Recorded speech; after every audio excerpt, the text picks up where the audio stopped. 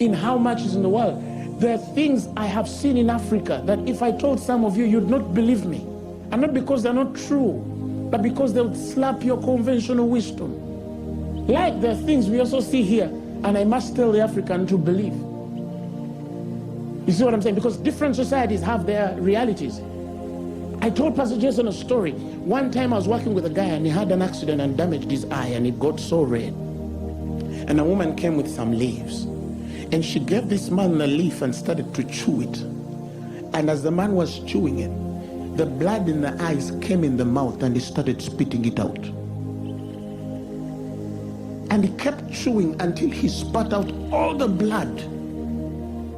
There was a herb that a man could chew and it gets blood from his eyes and it goes. Now the an ENT specialist would be asking me, how is that even possible? That cannot work and I don't understand. And I know why you're saying that.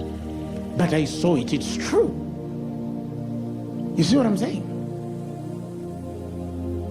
I know a boy who was bald, friend of mine, and he goes to a certain old woman and she puts some leaves on the guy's head and the next day he had an afro. How? I don't know. You don't need to agree with me, but talk to me nicely. Do you understand what I'm saying? We had a driver and he had hemorrhoids, right?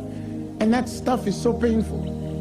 And one time my grandmother is around and this guy says, oh, I'm in so much pain. And she calls him on the side and tells him a certain drug. And then the guy uses it 3 days and the man is healed. So he comes and says, oh my goodness, I'm healed. And then I go to my grandmother and ask her, how did this guy get healed? And she told me a certain plant. I still know it in my head and I've given that answer to people. Because I'm telling them that in Africa, before medicine came, our people used to dream treatments. The doctors, the African doctors that we had used to dream treatments. They would have a healing for everything you know, but it was dreamt.